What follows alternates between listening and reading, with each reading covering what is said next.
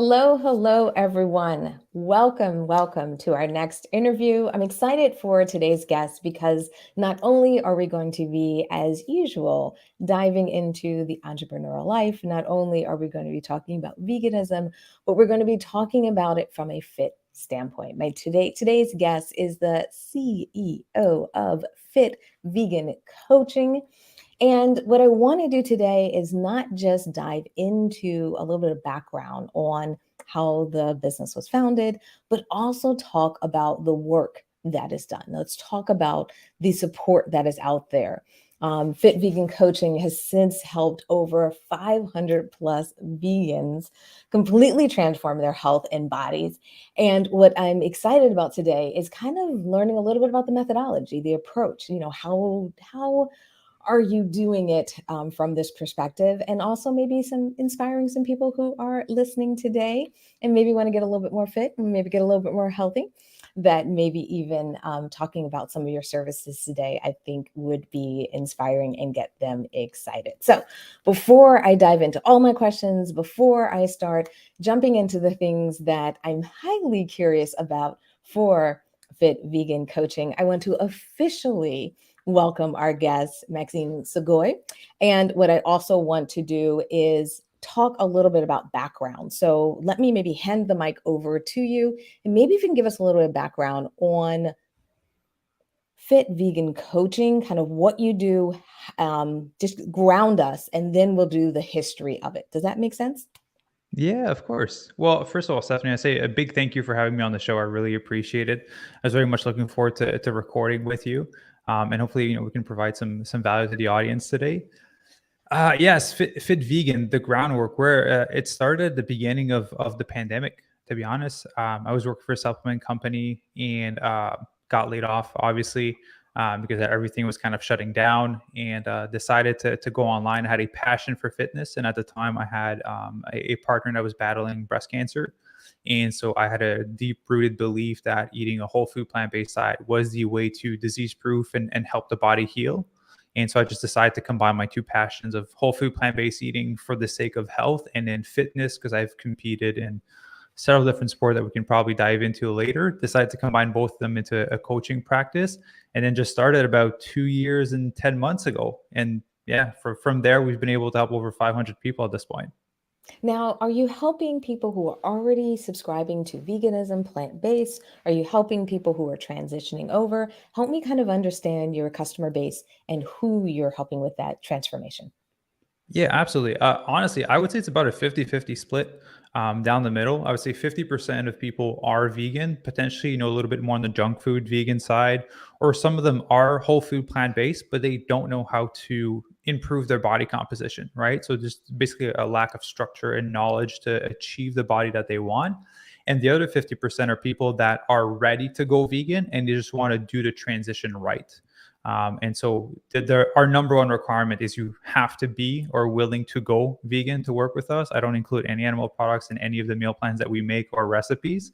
And so it's a hard transition, but we take care of the whole process for people, and people have absolutely loved it.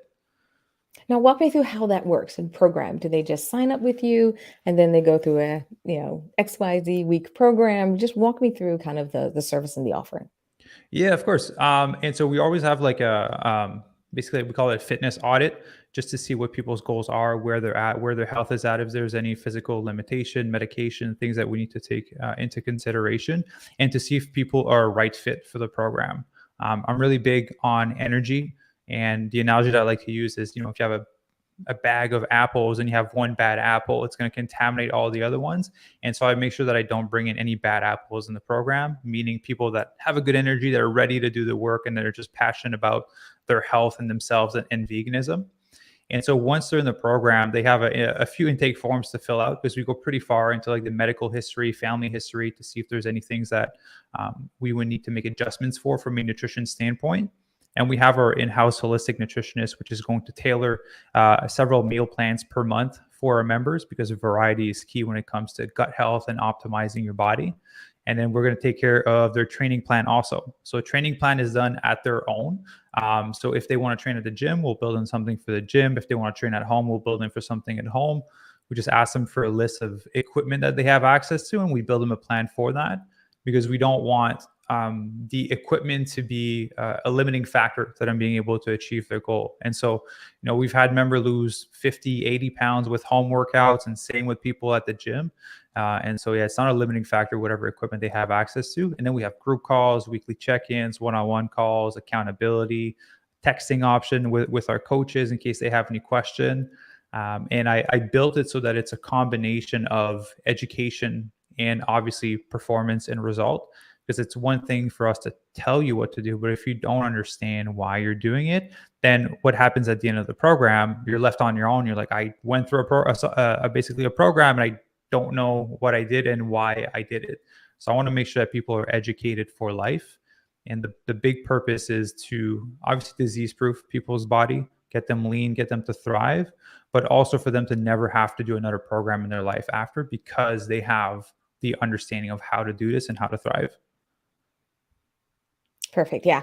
And I think sometimes that's the challenge, is that people have so many questions, and Mhm. especially as they're trying to either apply it to their life, their lifestyle, and also to their journey up to when they probably connected with you. All of us have different relationships with food and different relationships with fitness, and also our perspectives on health. So how much do you work on that, like, mindset? How much do you work on helping people maybe sometimes rewrite their connections or their emotional connections to these things, to help them kind of get over maybe roadblocks or maybe things that they put in place mentally and didn't realize they were there? Yeah, that's a great question. That's about 90% of the work that we do, to be honest with you. Because we're really good at creating a workout plan, creating meal plans for people's needs and depending on what conditions they have. The hard part about transformation is not building the plan, it's getting people to follow the plan. And then the things that prevent people from following the plans are limiting beliefs, past history, bad emotional connection with food or with training, with their bodies, with themselves. So I would say that's 90% of the work that we do. A lot of our one-on-one calls or conversations or group coaching is based around mindset, to help a member understand that, big thing is consistency compounds. There's no perfection. When there is a roadblock, to have a one-on-one with a coach to help you get unlocked and get past that. What we found is a lot of people have a weight in their mind that they can't seem to get below it, and then every time they get close to it, there's a subconscious self-sabotage that starts to take place, right? You start to go a little bit more off track, you start to miss some training, like, hey, what's happening? This is the way that I always get stuck at. Okay, well, let's work through this, right? And then once we're able to work through it mentally, they go past that weight, and then they just keep going down, and they finally achieve their goal. So it's about 90% of the work that we do is mindset, because if they don't follow the plan, there's no result. And so we need to help them stick to the plan. Yeah, and I think that's the key, is helping people through those roadblocks, because it's amazing how often we all, have these kind of things that can get in our way, and having Mhm. a kind of external person look at them can, sometimes give us a new perspective, so that maybe that mountain becomes a tiny little hill that we could just go around, or potentially one day go over. So, when I think about the business side, because a lot of our listeners are individuals who are entrepreneurs, a lot of our Mhm. listeners are people who want to start a business.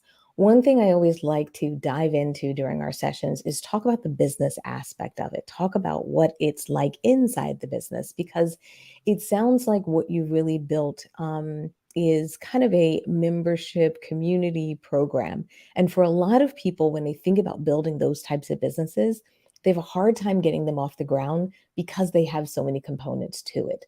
Yeah. And with you really being still in those beginning stages, like you said, it's still a little bit over 2 years. Can you walk through how you built that business? How did you bring all these components together? Did you do it kind of one building block at a time? Did you build out a team and launch with it? How did you kind of maybe even get to where you are today? That's a great question, because I'm actually going through the process of building a company that will build those fitness businesses for people in the vegan space. It'll be kind of like a plug and play. You can come in to templates, everything is set in the right order for you. So originally, what I did is I tried on my own, and then didn't really have a lot of success, and eventually decided to hire a mentor that had done it for 15 years. And I was in a point in my life where, again, my partner had cancer. I was funding all the cancer treatments. I had no job because of COVID. And so I had no money in my bank account. My credit cards were loaded. And I was like, I need to make money online because I can't get 4 jobs because COVID is there. Yeah. And so found a mentor, decided to invest everything I had left into him. And I was like, you just need to tell me exactly what to do. Give me a step by step. And he gave me a step by step, and we built it. We hit 10K in our first month, and it was the smallest month we've ever had.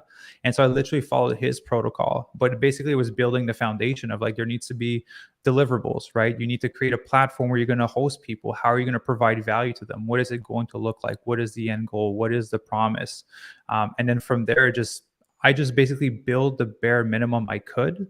And then from there, I took feedback from the members that were going through the program. Or like, hey, this is a little bit wonky. Awesome. Let's improve it.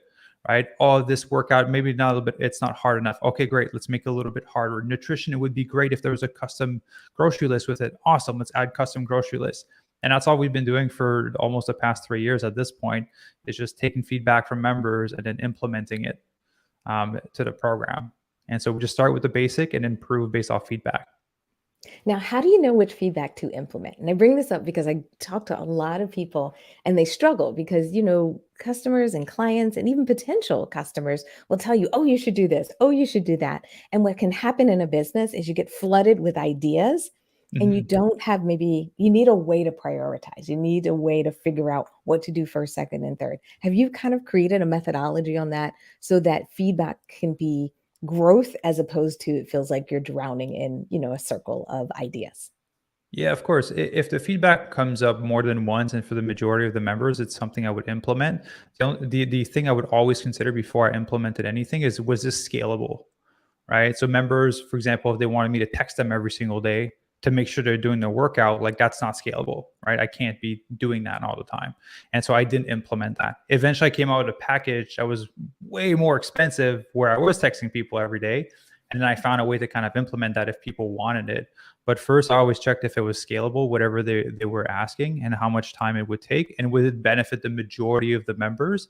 And was it more of a handicap for members than something that would actually serve them? Because a lot of people want that extra layer of accountability, and they just wanted more and more and more. And at the end of the day, I was literally a crutch to their transformation. And then I had to go through it. And then for them to leave the program and to not be able to function in the world in terms of fitness and health, I'd be like, oh, well, maybe that wasn't a good idea. I was literally disabling them from being able to like become strong and independent in their journey. And so a lot of trial and error, but I always checked if it was scalable first. That was my big thing. I love that you touched on the idea, especially for a lot of my coaches out there. Is like, how much do you, protect, support, help people to the point where they have so much support that they don't build that strength. They don't build Mhm. that ability to kind of like, walk the next, mile on their own. They're constantly looking back for that support. How did you find that balance? Because I think for a lot of my coaches, they feel like, well, if I don't give them enough support, I can't get them far enough. But if I give them too much, then we were talking about, or like you mentioned, people don't become strong on their own. Do you have any kind of thoughts on how you found or struck the right balance? Yeah. So the first honest answer would just be trial and error. That was a big one that taught me a lot. The second one is I guess it was just more of an internal call of like, will me potentially calling them and texting them every day do them a service once they're out of program? No one's going to text them and call them.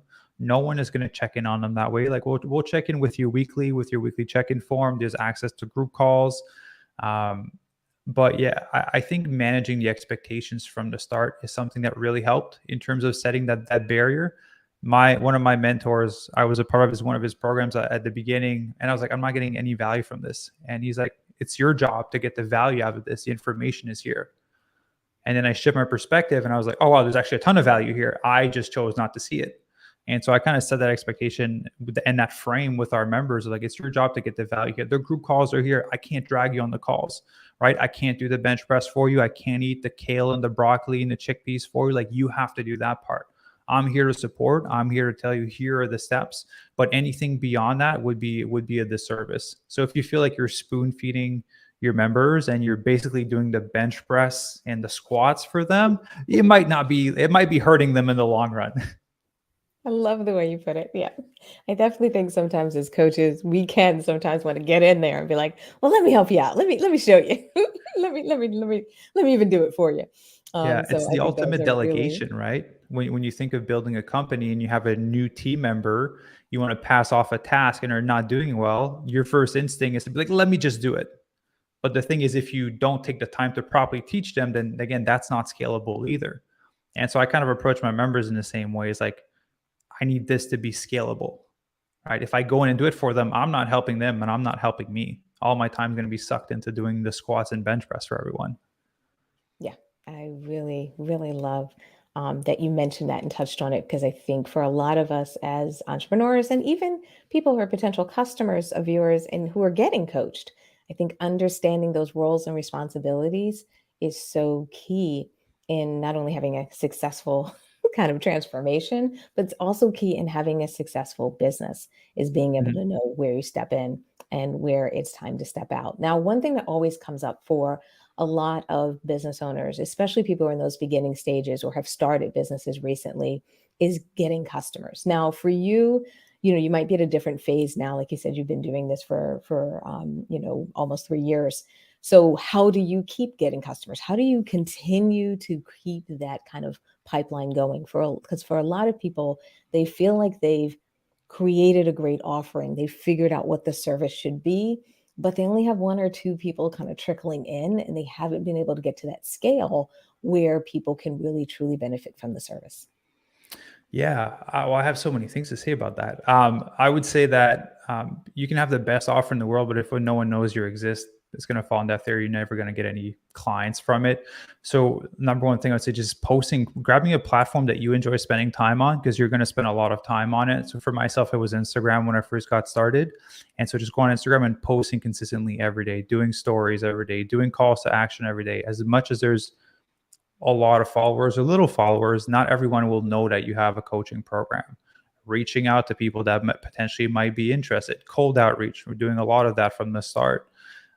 That's what we started with, and I actually started two other coaching companies, and that's the phase that we're at like the 10 to 20K month size. And for mine, we're way past that. So for ours, we started posting. We have good quality content. We have a team to produce the media. We have a copywriter. We have everything. So we're posting 4 times a day on each platform. So on Pinterest, Facebook, LinkedIn, YouTube Shorts, TikTok, IG Reels, Facebook group. Like we're just posting everywhere, and looking at the data from what is giving us the most amount of leads. And then what we identify was my own podcast was something that was giving me a lot of leads, me jumping on other people's podcasts, and then Instagram. And so we just put all our attention into these things, and that's what's been bringing us the most amount of value. And so at first it was picking one platform. Once we kind of owned that, it was testing out a bunch of different ones, seeing what brought in the best, and then just spending more time there. Yeah, I think that's really great advice because I think we sometimes spread ourselves too thin and try to do all platforms and everything, or we jump to the end, like you were talking about. We're like, oh, I need a copywriter, I needed this, I needed that. And we Yeah, haven't really figured out the rhythm yet. you need money to to do that. And just I have a full-time graphic designer and video editor. I have a full-time social media person that is literally posting 200 plus pieces of content per month. I can do that on my own and run the company, coach people, and do all the rest. So you build your way up, right? You do the best with what you have. You have a little bit more money, then you get a graphic designer. You make some more money, and then you get a social media. You kind of grow over the years. Yeah, and I think that's so key. I know it's so easy to want to like jump to the finish line or we see someone else do it and we think we can go there. But even if you hire the whole team, and you can tell me if you agree with this statement, but for me, even when people are first starting out, if they hire the whole team, they may not get the most out of it because you don't know it works yet. You don't Yeah. know where to invest. And therefore, I really find that building those building blocks, doing it yourself for a while, getting that understanding, creating content, also getting used to creating content because it's a skill to develop over time. Not all of us are used to talking about what we love that often. And then hiring somebody to work on, like you said, Instagram is one of your key places, podcast interviews is a key places. Then a person takes that and scales what works Mhm. best, as opposed to hiring a team And they're really a testing team. They're a team that you're investing all this money in, and all they're doing is testing because they don't have a winning strategy yet.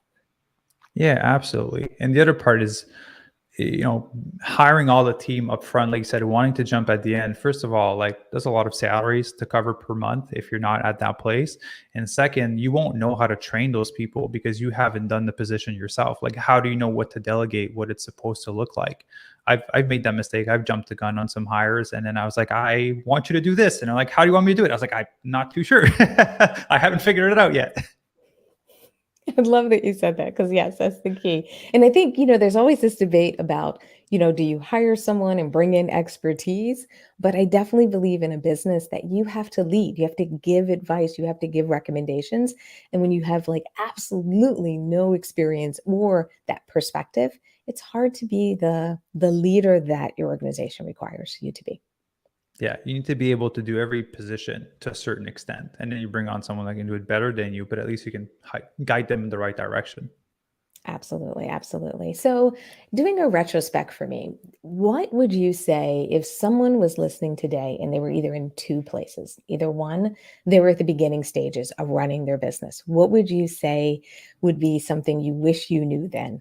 Or if someone's in their business and they're at a crossroads, so they're probably in that same stage that people are in the beginning where they have to make a major decision, but maybe Mhm. they've been doing it for a while and therefore they need to make a tough decision on how they're going to move forward. Is there anything that you would say, I wish I knew I wish I knew then what I know now, and maybe it could help someone listening?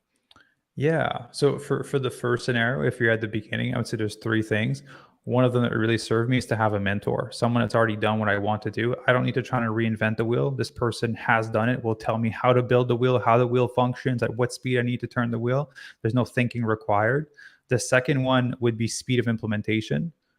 So just not being afraid to take action. Like there's something new, just implement it. Right. I would go to masterminds and I would just come back on the flight or in the car, and I would be on my computer implementing what I've learned already. And then the third one is taking imperfect action.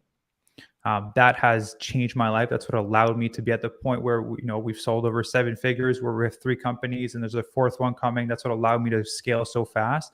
Is I just take imperfect action because I was the person that was waiting for the perfect time to do anything. I was like, the weather's not great. I'm too busy today. I can't do it. Now it's just action, action, action. If it doesn't work out, tweak, action, and that's how I'm progressing. So that would be for the person that is getting started. The person that is at a crossroad, I think like there's very interesting things that start to shift as you make like 10, 20K a month, 70, 100K a month. Like there are certain milestones for different people. Everyone has kind of their point where they don't feel like they deserve to get to that extent, or it's getting big and they're not too sure how big they want it to be. Biggest thing I found is for me to just check in with myself and be like, what do I ultimately want to build, and what is the type of life do I want to live? Do I want to be working 80 hours a week and making 200K a month? I don't want to be working 80 hours a week. It's just I like mountain biking. I love spending time with my fiance. I love doing other things. And so, what's the amount of work that I'm willing to put in, and how can I optimize this amount of work to build ultimately the lifestyle that I want?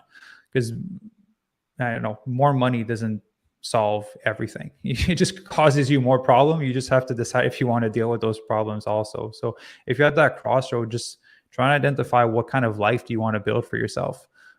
Because it's very easy to fall into the trap of like, more is going to be better, more is going to solve more things, and it's ultimately not going to. I agree. I so agree with that. So, as we're wrapping up the interview today, as we're looking at kind of our time today, one thing I want to do is make sure that everyone can get in touch with either you, um, Fit Vegan coaching. What are websites, social media accounts? How should they be reaching out if they want to learn more about not only getting support, but also learn more about your entrepreneurial journey? Yeah, thank you. Fitvegancoaching.com would be the best place. There's my podcast on there. There's a link for basically our coaching business. There's my social medias, my Instagram, my YouTube. There's everything on there. So that'd probably be the easiest place, fitvegancoaching.com. Perfect, perfect. And then as we kind of, I guess, one thing I love to do at the end of these interviews is just inspire people. It's just share something that inspires you. Because for all of us, there's something that makes us get up in the morning and do what we do. There's something that makes us push, or like you say, push through to those imperfect actions. There's something that Mhm. really drives us. So, do you have any kind of, I guess, words of wisdom, or maybe sharing something that inspires you and keeps you going, that maybe someone in our audience can hear today and will inspire them to keep going and maybe get to those, 6 figures, 7 figures, and so forth, if that's where they choose to go? Yeah, so I'm gonna share something that I hope not a lot of people can relate to. So I was had a partner who was battling breast cancer for 5 years, and I was the sole provider financially and caregiver. And I saw what is on the other side of when you don't lose your health, which is ultimately why I started these businesses. And so my mission and for the rest of my life is to help people not be in that position. And I believe that through the power of plant-based eating and living a healthy, active lifestyle, you can achieve that. And every month we donate to cancer patients that are going through their journey. So like using my story is the ultimate thing that drives me. So like I said, I don't want anyone to relate to this life experience, but you probably have a similar life experience potentially in other realms. Like what is the thing that just like burns inside of you that if you don't do, you don't feel like it's worth living? That's how I feel about it. If I'm not doing this thing, like why am I on earth? Like there's no need for me to be here if I'm not pursuing this thing actively. So that would be my little piece of inspiration. Perfect. No, I think that is wonderful to hear. I think it's a wonderful reminder because sometimes we get bogged down into the day to day tactical, even like we talk about social media. Oh, I got to post. Oh, I got to do this. Oh, I have to do that. And sometimes we do need to take a step back and sometimes even remind ourselves on why we do what we're doing and why it matters. So I appreciate you sharing that with us. I appreciate you taking the time today to kind of open up a little bit, talk about the business, talk about things behind the scenes that I know not all of us are always used to talking about, kind of in our businesses, and also just introducing everyone to your business, to your kind of passion, and all the good things that you're doing in the world. Thank you, Stephanie. I really appreciate you having me on and really happy that I got to share with everyone. Absolutely. So thank you so much. Thank you, thank you, thank you for everyone who has joined us live. I see a couple of folks in there hanging out. I see a couple of you guys talking, do me some fitness emoji. So I'm just smiling a little bit over here. So I'm really, really glad that you were able to join us live. I know many of you listen to this as our podcast or watch this as a replay. As always, if you have questions, feedback, please use the comments. We love, love, love seeing it. We love sharing these interviews with you. And we're just so happy to have you here and have you not only support us, but also learn about just amazing businesses like Fit Vegan Coaching and what they're doing here in the world, and also hear from great entrepreneurs like my guest today. So thank you once again for joining me. Thank you, everyone who joined us live, and we will see you in our next live interview. Take care, everyone.